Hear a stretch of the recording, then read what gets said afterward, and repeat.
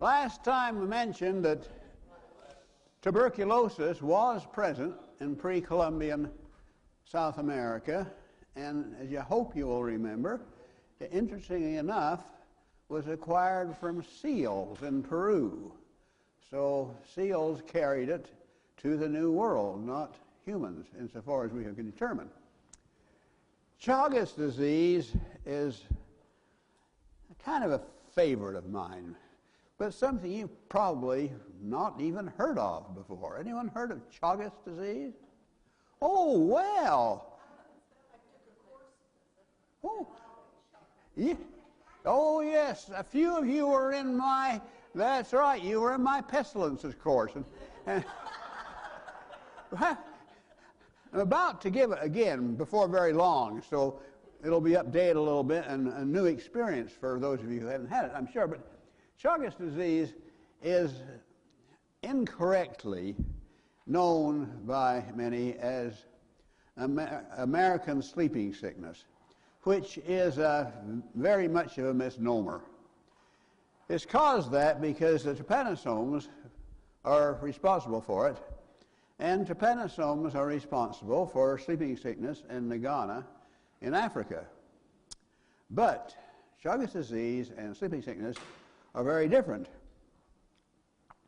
They are caused by a protestin, or you may have learned protozoan parasite, single flagellum in the adult form, called a trypanosome. There are two kinds of trypanosomes classified as to where their position is in the vector that carries them from one vertebrate host to another. The African trypanosomes are so-called anterior station trypanosomes because they are positioned in the salivary glands, anterior end of the tsetse fly in this case. Trypanosoma cruzi that causes Chagas disease is a posterior station trypanosome. What happens, at least in most instances, is that the kissing bug, also known, those of you who've had my previous course, as the great black bug of the pampas, it's being posterior station, the insect, the kissing bug, which has very short mouth parts and cuts a nice little place to suck blood from you, it fills with blood, and when it gets all full of blood this way, it has to do number two. It just comes out trypanosome with number two. And the bite is uncomfortable, so we rub it. The bug poop is closely by. Rub it in. You get Chagas disease.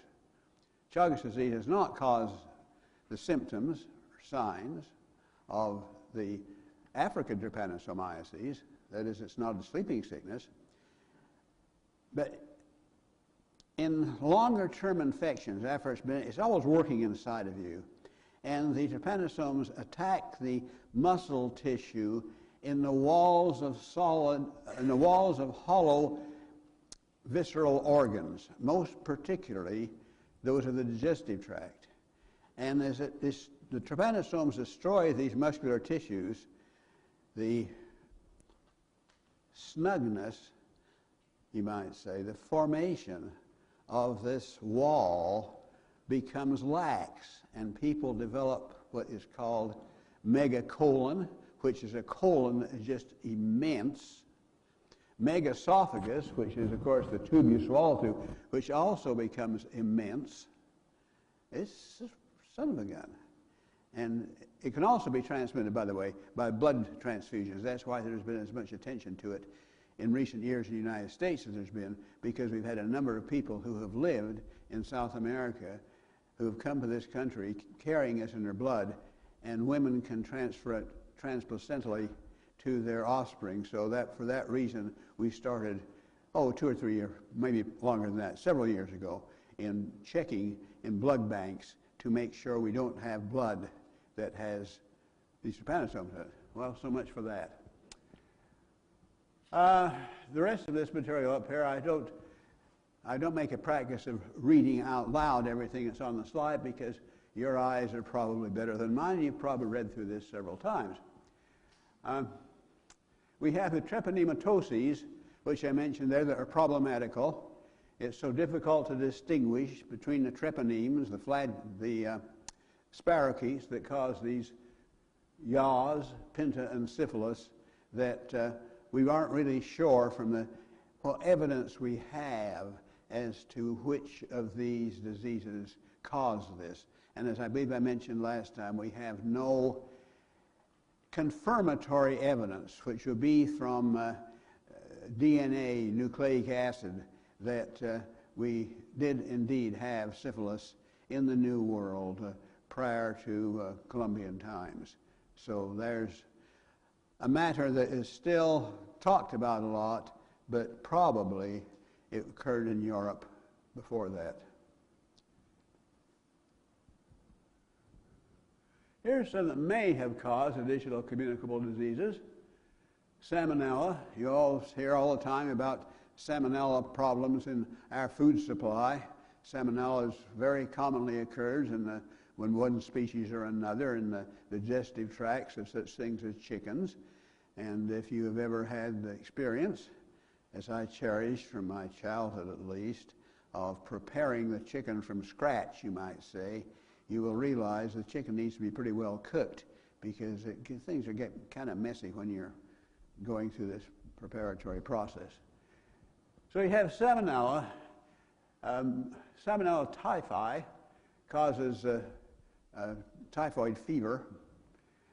And there's others. There's evidence, some of it circumstantial, some of it now is what we've got from some nucleic acid studies, from recovering nucleic acids from long dead tissue remains, that there were some major epidemics of salmonellosis in Mesoamerica prior to the presence of the Spaniards. Zoonotic hemorrhagic fever viruses, golly, we see problems with those all the time continuing. We have new ones coming out now. For example, the Crimean Congo virus, which is carried by tick in this case, is one of the most worrisome ones now, causing a mortality of 40 to 50% in the people who get it. So these are coming out. There's a lot of these, and many of these probably mutate, so we have new pathogens that are not, if we ever get a vaccine to one, that may not be subject to the effects of that vaccine because they have changed their antigenic makeup. Mycobacterium leprae, possibly. But we have so many references in what literature exists and early descriptions by Spanish fathers and such in the New World and accounts in the Old World of many, many things being called leprosy that worked. You can read the Bible and you'll see all this reference to leprosy as though we're all over the place. Well, the problem is that a lot of this was called leprosy when it was some other kind of deformity-causing disease, and they lumped them all together. Mycobacterium leprae is very slowly and lowly contagious, and you don't find it occurring in epidemic form. It just isn't that efficiently transmitted. It has some of its difficulties that way. Yeah. Are there armadillos in Hawaii? Gee, that's something I don't know. Well, They have high incidence of cases there. yeah, and of course it doesn't have to go through an armadillo. It can go human to human. It's just that it's a slow process, so it can be transmitted. It's not dependent upon armadillo. It's just that armadillo is, insofar as I know, the only reservoir for it. And one of the problems has always been with Mycobacterium leprae, in studying it, you need to grow it in culture. You need to have a laboratory animal. And they were stymied for years in finding one until they discovered that it can be grown, can infect the tissue of the feet of armadillos, toe pads of armadillos. So we know that it can occur there. But then again, it's not something that, it's not highly transmittable. It gets around, it survives, but it's not highly transmittable. And of course, I'm sure you all know, the progress of infection is very, very slow. Long in pre-incubation time, long.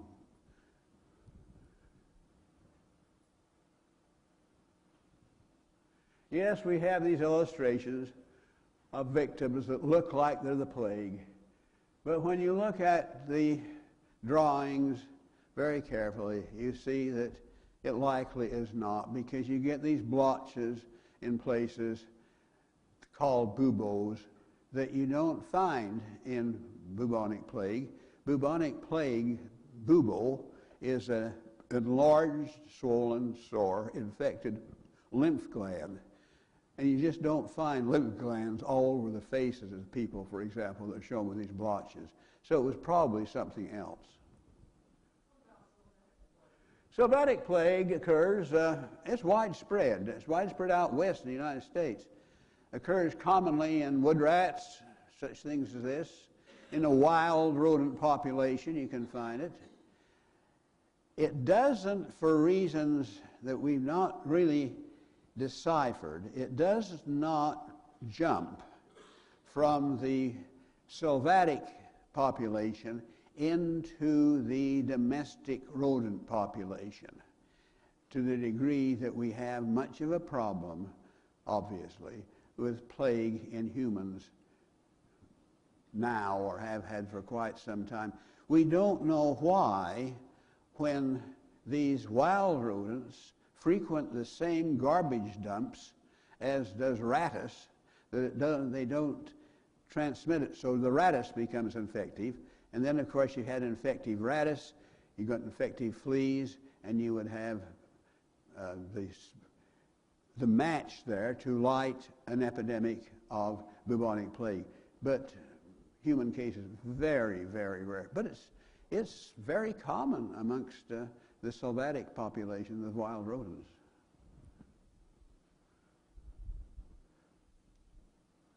Other diseases, typhus. Well, you can see the problem there. There's references in the literature to typhus epidemics having occurred prior to the Columbian Exchange. But there's just not the evidence to give this firm enough support that we accept this. It was probably something else. And then we go back, of course, to considering a number of problems that we talked about last time in identifying diseases in prehistoric populations, or in historic populations when you have the medical vocabulary so different from the modern medical vocabulary. And in the case of South and Mesoamerica, you have the accounts that are written by the early Spanish fathers who came through, and these were priests. They were not doctors such as doctors were in those days. So the accuracy, it's just lacking. What we really need, as I've also pointed out before, is serological or nucleic acid evidence from preserved tissue, preserved DNA, that these pathogens occurred. And this is a hot new field, but so far we've gotten little of this. I say it's a hot new field. I think there's a great deal of hope. It's very exciting to see that in the future we will find this out, as we have found out that DNA is much more resistant to deterioration than we originally thought it would be. It's amazing how we can get little bits of DNA, use the PCR reaction, and identify what it belongs to thousands of years later. So that's what was going around prior to Columbus's arrival. I have thought, and I'm sure Rod has too, if only I could come up with easily some of the almost hagiographic descriptions of Columbus that I got, and I suspect many of you got in primary grades. You saw these beautiful pictures of a Columbus that was so handsomely dressed, and he had bright clothing on, and all. He looked clean, even. But alas, the facts don't speak to that. They brought livestock, notably cattle, horses, sheep, donkeys, mules, chickens, pigs, and goats, and large dogs. As we said last time, there were no large dogs in the Americas. The dogs that were brought across in the Beringian Passage, the first peoples that came into the Americas, they died off. They did not survive up until the times that we're talking about. They apparently died off. Well, obviously they died off before they could accompany their human masters and mistresses to Central and South America. So the Spanish brought these big dogs, and of course cats came along. They had every ship had to have a few cats for the rats on board. I don't know whether any of you noticed in the paper this last week that there's a little bit of doubt being raised as to just how efficient cats are against big rats. They've been doing some experiments on this in New York and found that little rats, yes, the predation rate is pretty good, but few cats will tackle a rat as big as most of the domestic rats in New York. So it's kind of a rare occurrence. So don't depend upon Tabby keeping the rats down. This doesn't work. Honeybees, most important, and pathogens. Yes, they brought lots, a number at least, of important pathogens. And they brought them to an immunologically naive population. To have resistance to these pathogens, the population of putative hosts has to have had experience with these in order for their T cells of their immune system to recognize these pathogens as enemies. They didn't have this. Much more, of course, being immunologically naive, they just had really no resistance. Now you hear talk about, with the influenza vaccines, for example, we need to have enough people vaccinated to have herd immunity.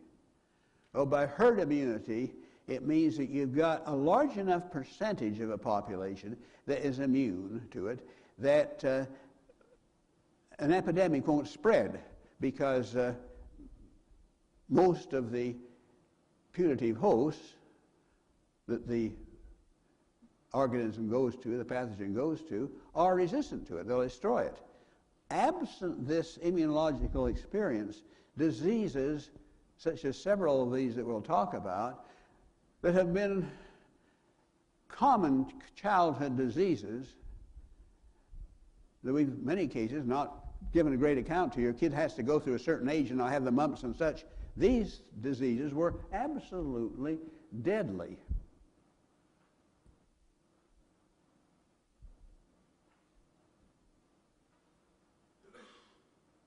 Is any of that familiarity and therefore resistance heritable? Not in most cases. It would be great. It would be great if you had polio and your kids therefore would not have polio, as long as you had your polio prior to having given birth to them. It would be wonderful if it would happen, but it does not. So we had changes in population density occur as people dispersed or congregated. The sociological impact of these is you have to look at how things are in a population that, unlike our population, unlike the population of our parents, our grandparents, back several generations now, we all knew, at least to some degree, that bacteria and viruses and other organisms that cause these diseases were transmitted from an infected person to an uninfected person. But these were populations that existed centuries before the work of Louis Pasteur and Robert Koch. They had no idea of viruses or bacteria. What did you do to prevent or control diseases? Well, you had to keep the gods pleased. And the gods, as Rod will tell you more about, in these Mesoamerican, South American populations, they liked a lot of sacrifice. They demanded you sacrifice to them if you were going to have a chance of that god protecting you against disease, of that god stopping the disease, or of course of the god ensuring that you had a good harvest, that you had good weather, all of these things. The god was in charge of this stuff. And these were really blood-loving gods that these folks had. They were the kind of gods that liked not only to see human sacrifice on some sort of an altar, they liked to see the priest pluck the still beating heart out of the chest of the sacrificed victim and hold it up like this so that the god could get a good look at it. That was the genuine, real stuff. So when you had these epidemics, hey, maybe we weren't doing enough. Maybe we weren't sacrificing enough to the god. So you've got people not only dying of disease, you've got more people who are selected to be the objects of this sacrifice. So you've got that going on. And then you have these ideas of how people acquire diseases, which are so different, of course, from ours, our ancestors having gone through the experience of learning about how disease agents actually occur and cause disease. What causes disease then? Well, think of malaria as a classic example. Malaria, bad air. It was caused by the vapors and such from swamps. You could have the dead arise and spread this to the living. I don't know that skeletons or mummies have been discovered in the Americas yet with stones in their mouths, but just this last week or so, with 2 children, skeletal remains from the classic era of Greece, were discovered with stones in their mouths. From the marks on the teeth and such, they know that the stone went in when the kid was buried. Putting a stone in the mouth, supposedly a way to keep it from rising from the grave. And some were tied down to keep them, so you could have these undead spreading stuff around. You could have, and oh yes, magic. Magic, magic, magic. Curses and all this sort of thing. So when these diseases occurred, you can see the societal effects not only of important functionaries dying and leaving organized societies in limbo because of the lack of the leadership they depended upon, but you also see these frantic attempts to cope with the bad magic or a displeased God or such going on. So the societal turmoil arranged when you had people dying off this way was more widespread and occurred in areas than we would think of, not being cognizant of what the role that magic and deities had to play in all of this. Yes, they lost confidence in the ability of gods. Crops were neither harvested nor sown. People fled from an area. And again, I did not mention, but it's up there. The other thing, of course, when they became sick, in addition to sacrificing more to the gods and such, they went to the shamans, to the medicine men, to these folks for a cure. And when their cure didn't work, then you have loss of confidence in the medicine man. You have lack of any assurance that your God is looking out for you. It's tremendous psychological impact on the society beyond just people being deathly ill and dying off. Unless you read that. That's Mayan.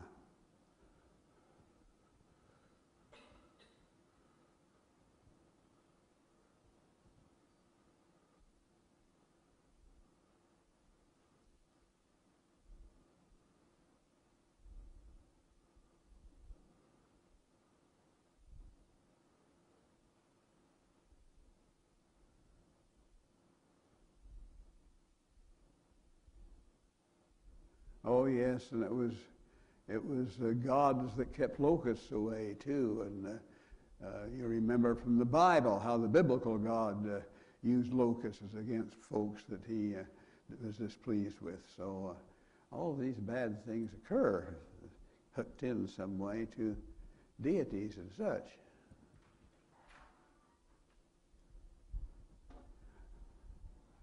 A lot more people lived in the pre-Columbian Americas than we used to think was the case. And these figures here, thanks to the work of LIDAR that we talked about last time and what we're discovering, probably these are underestimates still. There were a lot of people. Gee, you know, when I was a kid, you numbered Indians in thousands maybe, and now we know that, North American Indians had total populations of millions, and in Meso and South America you had millions upon millions, as you can see.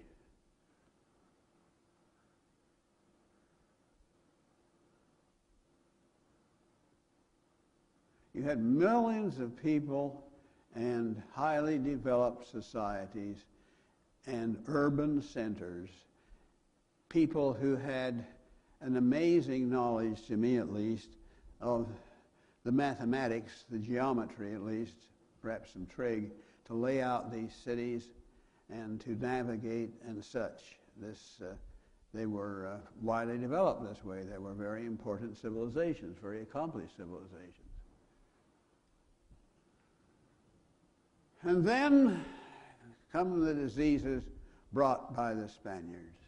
And here we have smallpox, and look what it did to the estimated populations of the Valley of Mexico.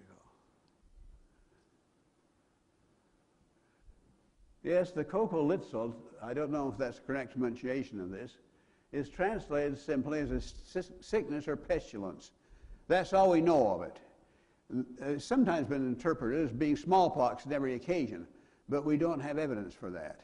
It could have been one of these viral hemorrhagic fevers that emerged. It could have been various things. We just don't have the firm knowledge to identify it. But look at the impact that was occurring.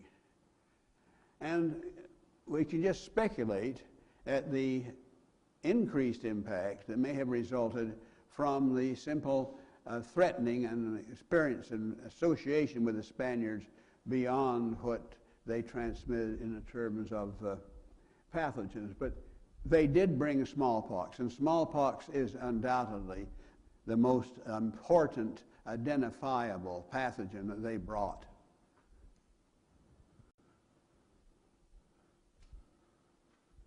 Mexico had an epidemic of 1520 to 21. I'll show you a number of epidemics here.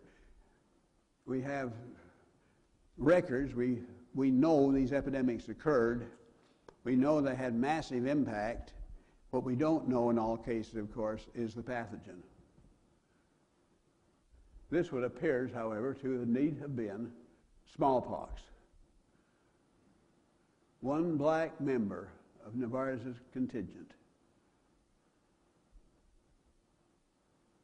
About half the people died on an average, sometimes considerably more than that.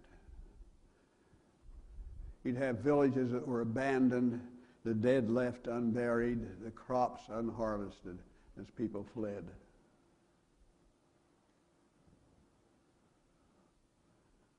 It's good stuff.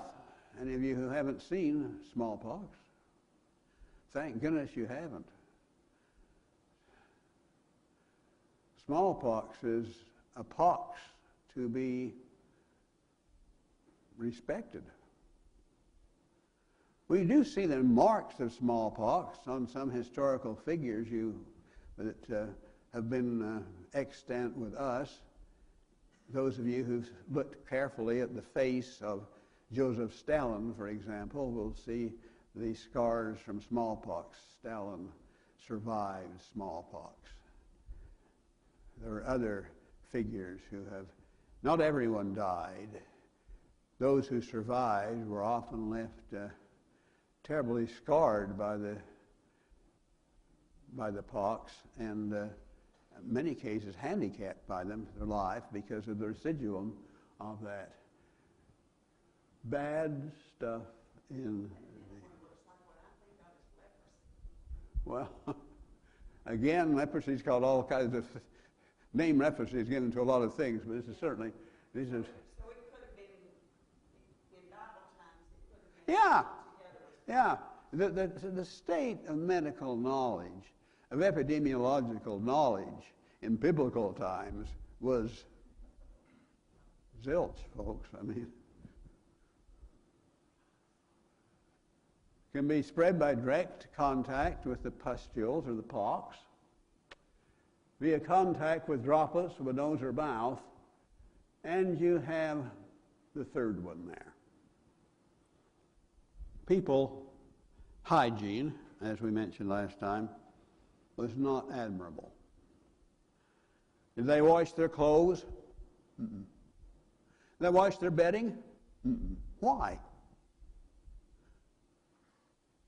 A lot of folks actually thought that you were better off dirty.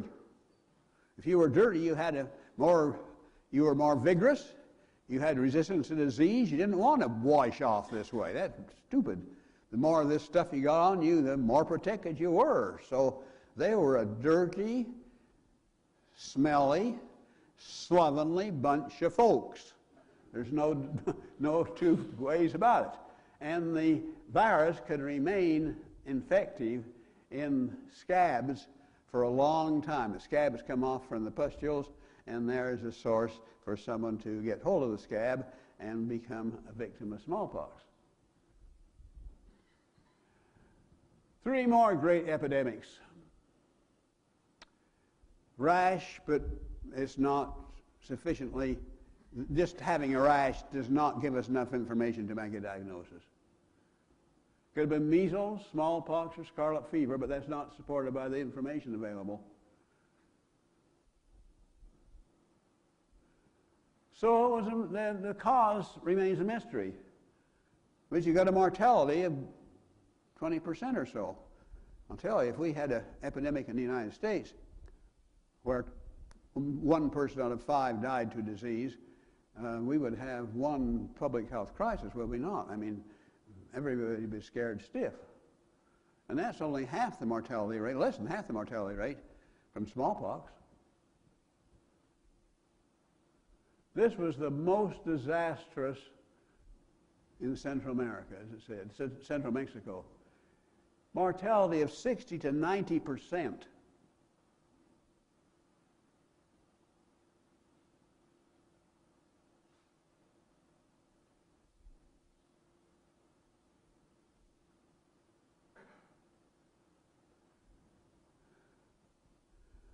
So really, in lack of identification of a more likely cause, we can fall back once again, perhaps accurately, on it having been a viral hemorrhagic fever, a zoonotic one that came from wild animal population. It jumped over to humans. But that too is only speculative. We don't know. All we know is it was awful. This is the most well-known. Whoops. Again, we don't know the cause of it. But we know a lot of people died. And when you look at these populations that we had on the previous slide, you can see with all these epidemics, with all these mortality rates, that we had a great impact upon the populations, and of course a great impact upon the organization of the societies, a great impact, as Rob will tell you more about later, on the ability of these people to defend themselves against the Spaniards. You got your soldiers dying from disease. They're not out there with their swords and arrows and whatever defending you. This is why military medicine is so important. Peru? Ah, yes, smallpox. Had a great effect on the resilience of the Incan population when he died this way. 20 known epidemics between the encounter and 1720. Lots of smallpox in Brazil, beginning in about 1560.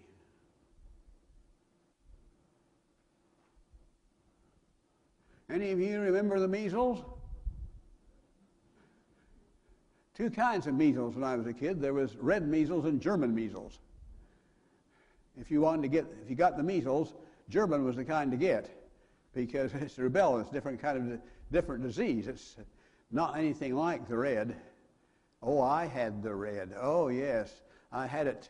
I just finished with the chicken pox, and then about a week later, I got the measles.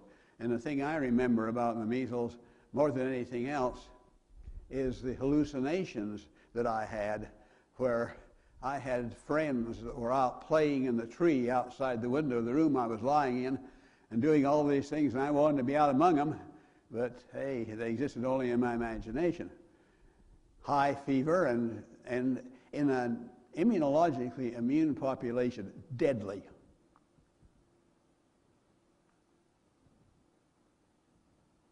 What is 3-day measles? 3-day measles? That's what I remember. I think that was the same thing as the so-called German measles. Yeah, I think it's the same name for the same disease. Mumps. Mumps can be really miserable. Of course, they're miserable enough when they're in the salivary glands, where they normally occur. But, for example, if an adult male gets the mumps, he's got some real distress in his private parts, I'll tell you. So, and also, in populations like this, as you see, there's a high lethality rate.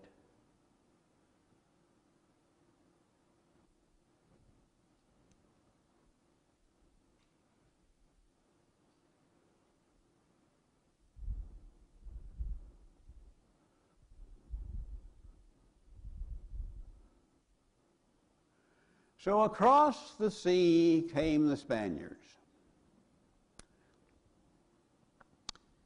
Probably, well, you think undoubtedly, they wouldn't have left port with a recognizable case of smallpox among the crew or passengers.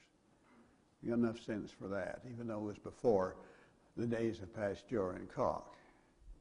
However, some may have come down with smallpox after they left the port.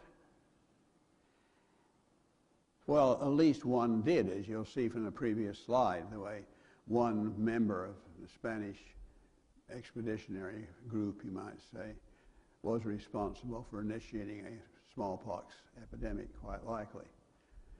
But they also brought bedding along, and since they had no idea there's a problem with bedding, that a smallpox patient had suffered under, or died under, more likely, they brought the bedding along.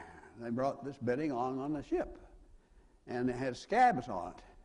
And so there's the way the virus could come across. Whoops. Now we have a whole other aspect to this, which is the influence of the slave trade.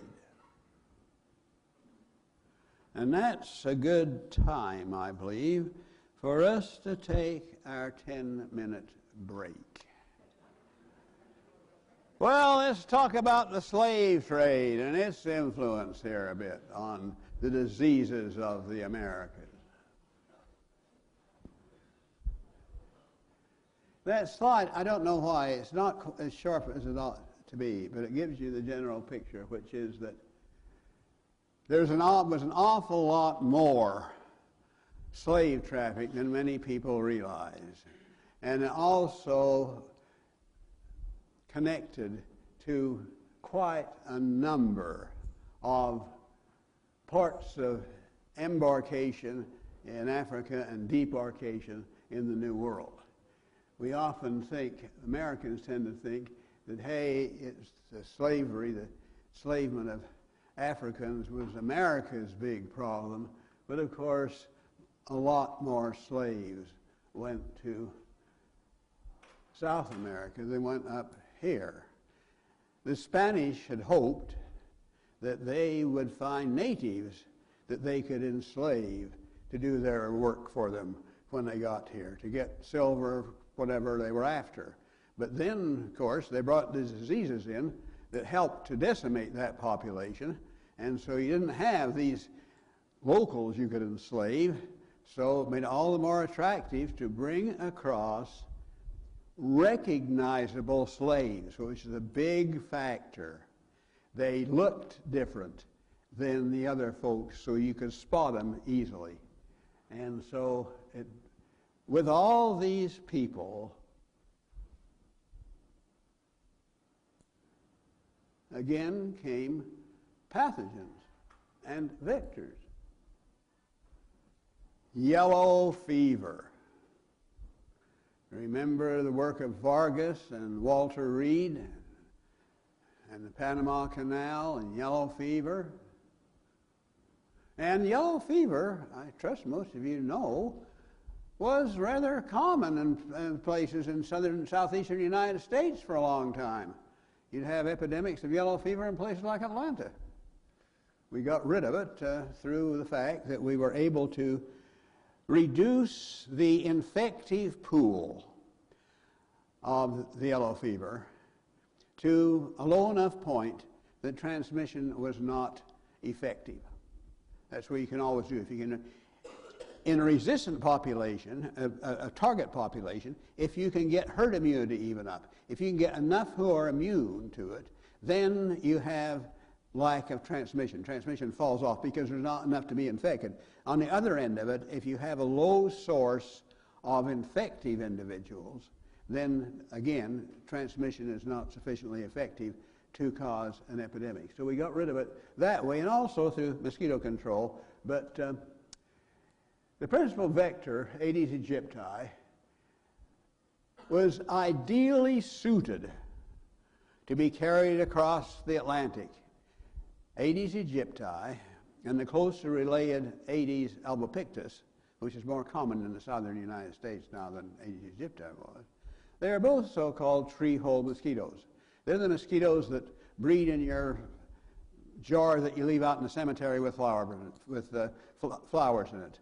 They breed in the tin can on your backyard that is dented and holds some rainwater. They breed in places like that. So they made it across very, very nicely. And with them they brought the virus for yellow fever.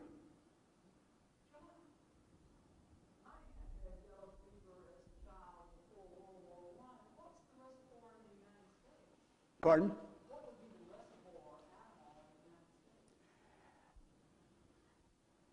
To my knowledge, there is not a reservoir for yellow fever in the United States.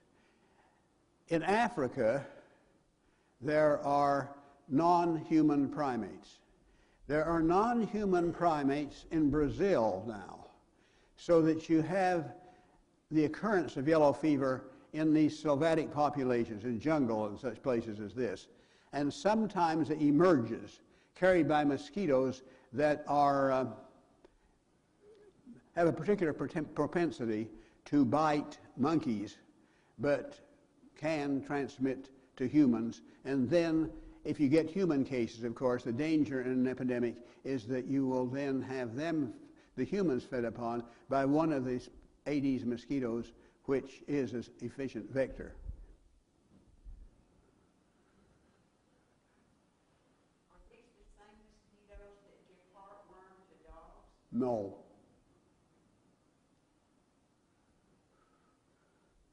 There's the symptomatology. Yellow because the effect it has on the liver. It makes people jaundiced. It backs up the bile ducts. Hepatomegaly, swollen liver.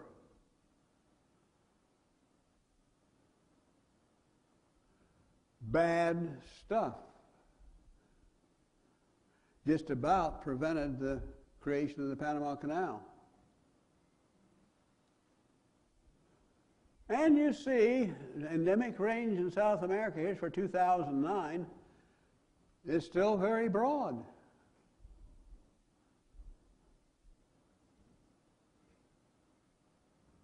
there a vaccine for it? Yes. And when they have an epidemic begin, they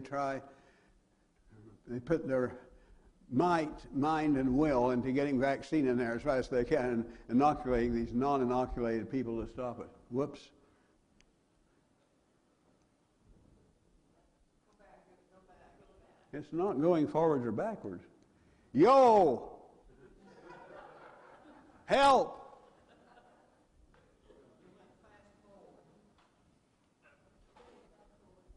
That's not one of my slides. That's what comes on in the museum when nothing else. Yo! Help! Okay, leave it there and we'll catch up here.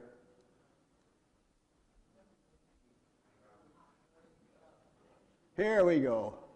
As we said, it remains endemic in a large region of South America as sylvan zoonosis with reservoirs in monkeys. And there's the symptoms. Aedes aegypti is a very capable vector. It is anthropophilic. It loves humans, likes to feed on humans, like human blood. These mosquitoes you get in the spring, some places are known as these little black mosquitoes that you get in the spring. Go out west, and I've been in canyons in the spring, early spring, when the mosquitoes have been so thick that you couldn't get outside of your car without some kind of a netting over your head without breathing in mosquitoes. They were that thick. These are Aedes. They hatch and they emerge as full-fledged mosquitoes from the water at the edge of the melting snowpack as it melts back in the spring. Tremendous populations over a comparatively short period of time. They're a small mosquito. Aedes aegypti. Well, here's just some of the others that we know that it carries, some of the other pathogens. Dengue, so-called breakbone fever, Zika, and chikungunya, which is a relatively recent arrival in the New World, but has arrived in the New World. It's now established in the Indies, and it's around. Years and years ago, when I went a time or two up to Fort Detrick when they had their biological welfare program going, chikungunya was of interest as a possible pathogen to be used as a biological weapon because it was an African thing. Well, so was West Nile fever at that time. It was exotic. It was unknown around here. But now, of course, we have both of them. It's as pretty a mosquito as you will ever see. It's an absolute beauty. I'm speaking of the female, of course. This is the female. That's the one that we are acquainted with. Male mosquitoes feed on plant sap and such, and they don't bother us. It's only the female that bites. The female has to get a meal of blood before she can lay her eggs. Look at the banding. I mean, she is a beauty, as is her close relative, Albopictus. And notice the angle that she bites in. It's sort of parallel to the surface of the skin.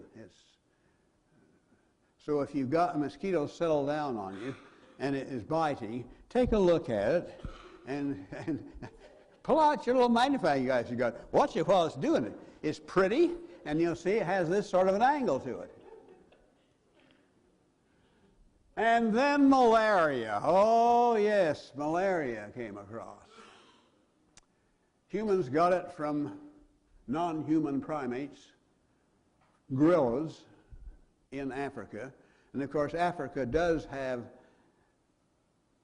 many species of the so-called higher apes, family Hominidae, whereas South America has only ponchids, which are monkeys. And it has speciated. And it has proven very, very capable of developing resistance to anti-malarial drugs. Even the latest one on the market, for which there's been enthusiasm. There's always enthusiasm. There was great enthusiasm for chloroquine, which was used during the time of World War II. Great enthusiasm for it. The original remedy for it, as you may know, was from cinchona bark, quinine. And that is supposedly, at least, the origin of that drink of quinine water that you have mixed with a little gin or such. And it was drunk by the Brits, especially during the days of the Raj in India, to keep the malaria away. The problem with quinine is, too, if you take it over some period of time as a prophylactic or as a cure for malaria, it can also quite commonly lead to damage to the second nerve, so you lose hearing, can become completely deaf as a result of taking quinine over a prolonged period of time. Do the people who live in the tropics ingest amounts of sulfur and put it in their clothing because it repels the mosquitoes? Could have been. I don't know. Certainly. I've heard it got in their sweat, and that was something that was repellent. That's something I did not know about, yeah. Oh, I'm sure all kinds of things were tried, of course. One of the most effective ways now keeping down the malaria mosquitoes is with insecticide-impregnated bed nets using synthetic pyrethroids. Pyrethrum, the original insecticide, comes from chrysanthemums. And then the organic chemists have modified so they have a rather wide range of synthetics forms of this. And it's very effective. A mosquito lands on it, and it falls off dead very, very quickly in most cases. The problem is, of course, you've got to make sure you don't have mosquitoes inside the bread net when you get in there before you lower it down. And many people, even in areas where malaria is common, and malarial transmitting mosquitoes, of course, are equally common, they don't keep up with the bed netting very well. They choose not to. It's a nuisance. I'm tough enough that I can sleep without it. Well, in South Pacific during World War II, the big problem that we had with our troops, chloroquine worked then, but they had to take their medicine every day. And what they would do when they went through the chow line, they give them their pills, supposed to swallow it and make sure that they swallowed this, that their Adam's apple went up and down, and looked in their mouth and the pills were there, were gone, to make sure they'd taken it. But certain kinds, especially Marines, were too tough for a damn mosquito.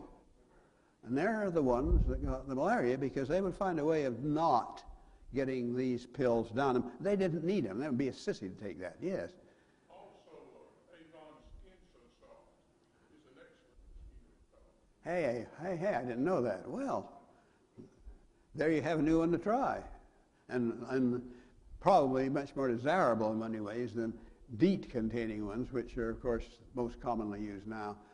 They cause a burning sensation in the feet of the mosquito so that she does not want to stick around long.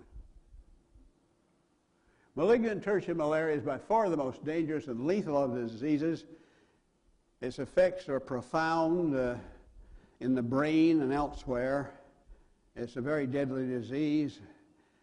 Not long ago, it was estimated that 1 million children in Africa died a year of malaria still.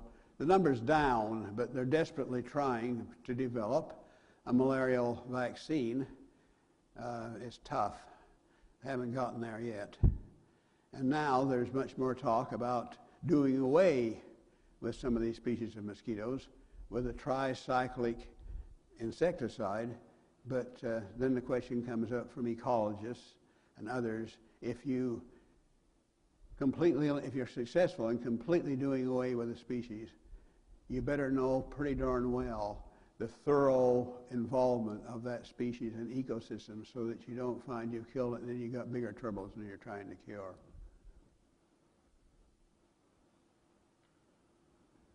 They can't, Anopheles cannot breed in small quantities of water. They have a tendency to bite at night.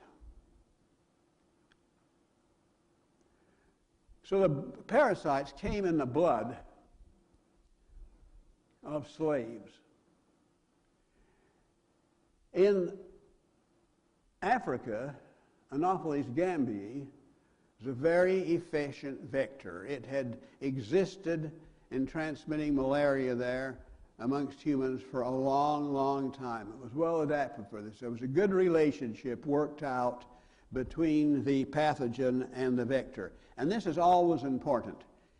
That pathogen wants to be able to raise its children just like the rest of us. If it gets in a mosquito that isn't good, its chances of having its kids and this is propagating itself is very much less. Mosquitoes, insects we've found in quite recent years, do have immune systems. Not much like ours, but they can develop immunity. And they are variously well adapted to carrying certain pathogens. Well, gambiae is very well adapted. But it didn't occur here in the New World. So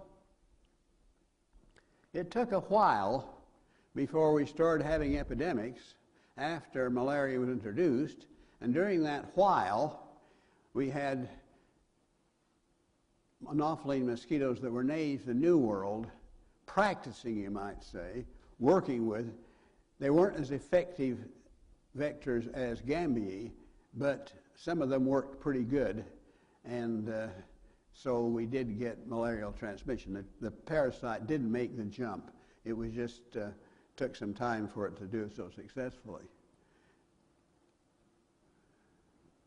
Now notice that angle. Quite different than with Aedes aegypti, isn't it? One thing. It's not nearly as pretty. And she looks like she's standing on her head, or almost. Those are Anopheline mosquitoes. If you have a mosquito settle down on you to bite, look at how it's positioning itself. If it's standing on its head, you've got an Anopheline, and we do have Anophelines. We used to have malaria in the United States, as you may recall, and a very important disease. And we still have those Anopheline mosquitoes. It's not the vector that's absent. It's just that, again, there's not a pool of infective individuals large enough to lead to efficient transmission. So we don't any longer have malaria.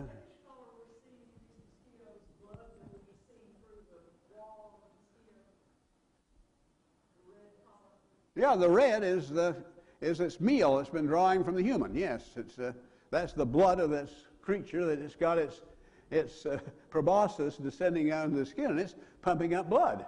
Oh, Jack, she's got to get her. She has to have her belly full again before she can lay eggs. So here you've got them. You've got a whole lot. Anopheles darlingi turned out to be the most efficient vector in the New World once it got working with the plasmodium. And you see there's a whole bunch that can, with varying efficacy, but efficient enough to transmit, occurring in the New World. And of course you've got this great number in the Old World. Anopheles quadrabuncularis, the second from the bottom there on the left in the Americas, is common in the United States. So we do have the vectors. So that pretty well lays out how malaria came here and got going here. One of the most dread diseases, actually. If you look at number of people dying over the centuries, malaria is up there respectably among the others. You didn't have the great plagues all of a sudden that you had with the bubonic plague, say, or pneumonic plague in Europe a year or two along, but Anopheles was carrying malaria efficiently in all these years in between. So cumulatively, you've got a lot more cases over history of malaria than you did of bubonic plague, say, or influenza, because this just keeps on going. It keeps, a million or two a year, year after year, it counts up. That's the principal vector in South America. Again, you'll notice her standing on her head, essentially. Not as pretty as the previous one in Africa, I don't think. Well, neither of them, in a beauty contest, neither of them would compete on the same stage as Aedes aegypti.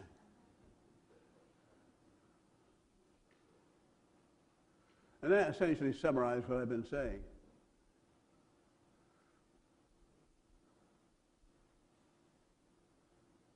In Africa, estimated for 2010 was 1,100 deaths and 1 million infections. Again, the malignant tertian caused by falciparum, Plasmodium falciparum, is the most deadly one, and it is of common occurrence in Southeast Asia. You remember the problems with malaria during the Vietnam War and around that time. There's a lot of it going on down there. And with that, we have a little bit of time for you, Rod, to segue into the next. You're going to wait till next time? Hey, any further questions? Yes.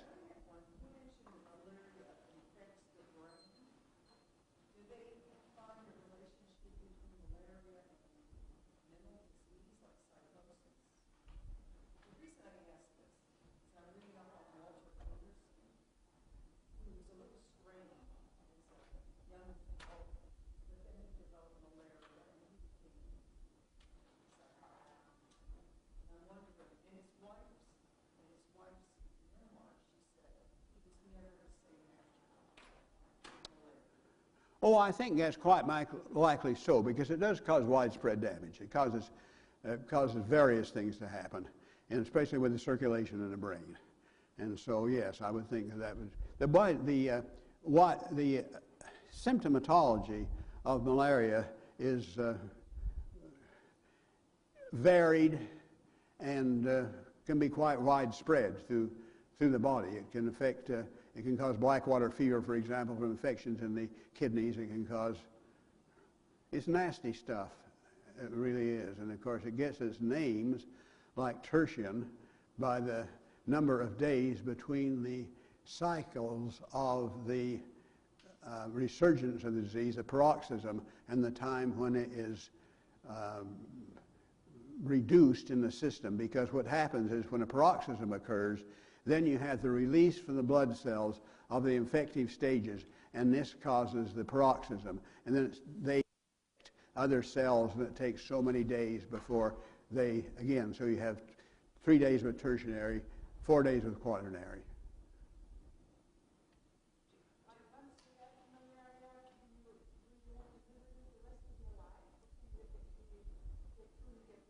Oh, you can cure malaria.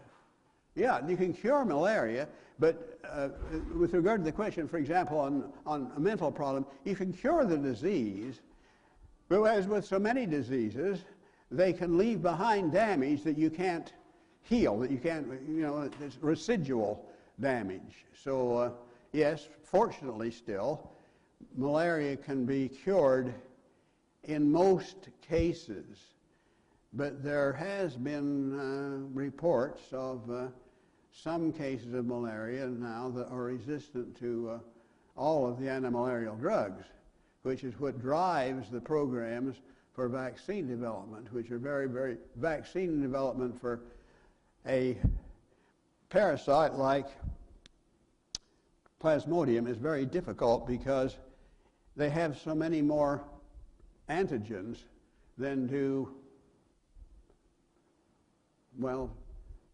then do things like a yellow fever virus. Say you have it. It's more difficult to develop a vaccine towards a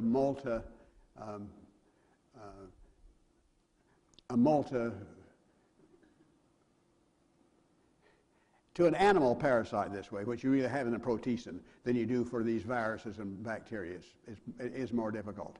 And it becomes especially difficult when you have a parasite pathogen that is multicellular. One of the things they've been looking at some for a long time has been, for example, some kind of a vaccine, say, to something like filarial worms or blood flukes or this sort of thing, and then that becomes very complex. You've got to develop a vaccine that will target a vital antigen, and it's more difficult to find. Yeah. When the Spanish brought all these diseases up here, and the early explorers were pretty much all Spanish, did it affect the North American continent as significantly, or the native populations, as it did in the South American and Latin America? I know there's climate differences between them. Not that we, yeah. Well, supposedly, for example, there were epidemics of typhus, which occurred in North America. But you got the same question as we had about typhus here. You don't really have firm evidence of this. You know that you had a epidemic. You know some of the properties of the epidemic. But you don't know enough about to say really if it were typhus. And then you got another situation, which is that in North America, though there were some communities that were agrarian, that had, I suppose, hundreds or thousands, for the most part, population densities were much lower than they were in the South American, Mesoamerican societies.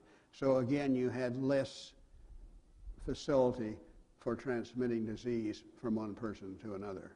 Lots of things. We don't know. We know very little about that. Rod? But there were constantly on the tank, and they made about that time. They described, the reports described, there were huge populations came up from their friends right here, and then 30 years later, they found everything abandoned, no people, wiped out, the same day. But it was not, don't say, it didn't have the numbers, but that the effect, whatever it was. Yeah. We don't know, except those are reports. One, that they were planning, they were inhabiting and supporting, they were having all these agrarian things going, and 20 or 30 years later, they come and the whole thing was gone. It didn't take a few diseases to No. kill a lot of people. Mm-mm. Mm-mm. And then another thing that's of some importance is you did not have a literate society in North American Indians. You didn't have any kind of a language that was to keep any kind of a record with. So this leaves us at a loss. So many things we'd like to know about life in pre-Columbian North America that we simply can't know. They didn't have cities of a size where you need to have some means of keeping track of records or such for logistical purposes or such, which is one of the things that, of course, drives the use of at least some level of a written language on whatever medium you put it on in cities such as these metropolises that we are now finding occurred in South America. So they didn't have the real need for more than oral transmission, which they did. Yeah. Along those lines, too, I think that the Spanish were more intentional in recording some of the things that were going on in contrast to the English and the French. They had more contact with the Native Americans and so on. So they were keeping track of some of the things that were happening, whereas up here we were not. And then, of course, there were the Spanish fathers that came to North America. I'm trying to remember what the date sequence for missions, say in Baja and in Southern California and places such as this, which have been North American. But anyway, it's mainly just a mystery. Carol? Did the diseases spread to Spain, back to Spain, from all this contact in the Americas? Well, the thing is that when you look at these diseases that we think may have occurred here in pre-Columbian times, we don't know the nature, as you know, of many of them. There was an epidemic in Europe of syphilis after the return of it was about 1505, I believe. And this is one of the things that has led to the, I think, certainly tenuous conclusion that syphilis was brought back from a New World, because there was a syphilis epidemic, as syphilis epidemics go, in Europe. But again, establishing the source of this as being a disease that was brought back by the Spaniards is, we haven't been able, you can't do that surely. And there is some evidence that syphilis occurred in the Old World prior to that time. So the big flow of disease was from Europe to the Americas, because in the Americas you had an immunologically naive population to commonly occurring diseases in Europe, and Europe had been through all this stuff before, and we didn't have a disease that we've identified that could go back and find an immunologically naive population in Europe with circumstances where it could spread and cause an epidemic. But I was wondering if something like even Chagas disease or stuff like that, that hasn't really No. gone back. No, for one thing, you got the vector problem. You got the vector problem. You don't have the red uveans in Europe that you have in the New World. The red uvean bugs, the kissing bugs, the cone-nosed bugs, the great black bug of the pampas that you have in the New World. And so those you are dependent, just like malaria would never have become established if it had not been that some of these mosquitoes native to the Americas were able, though less efficiently than the ones in Africa, to transmit malaria. You've got to have a suitable vector.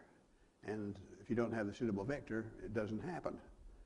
So that's why Chagas stayed here, Rod. You know, there is this thought that syphilis was already in Europe and had been for centuries, but that the population in Europe were really at a high level of immunity when the Spanish returned. They brought a subset to the DNA that existed in Europe, and it was inserted, and they had no resistance against this portion of the DNA that the Indians had. And then, of course, it became bigger. There is that part. But the problem remains that if only we could find the DNA of Treponema pallidum from a New World source prior to the encounter, then we could say that disease occurred over here in the New World. We don't have that. And we do have, you see, yaws, we do have pinto, both of which are caused by a sparrowkeet that is morphologically and in most properties identical to Treponema pallidum. So there's been this problem of trying to sort out species amongst the treponemes. And so we need that crucial bit of information, which we may get now. This just one of the number of why it's so intriguing, because with our current techniques of being able to recover very small amounts of DNA that are in suitable condition for replication and identification from old tissues, even not necessarily mummified, they've even got DNA from bones, then we could prove this. But absent that, all that we have to argue that there was syphilis in the New World prior to the Columbians is the hard tissue damage associated with the skeletons of some of the early pre-Columbian burials in the New World, and those are suggestive, but they're not diagnostic, because other things can cause that same kind of hard tissue damage. You can't be positively sure of it. It's an intriguing, and maybe we'll find out that tale that I once thought was so fascinating of the lonely llama herder introducing all from his llamas. Who knows? I mean, stay tuned, folks.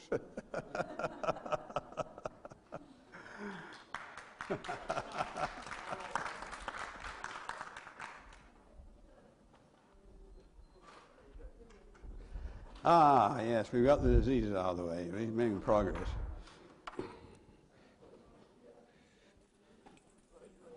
Thank you.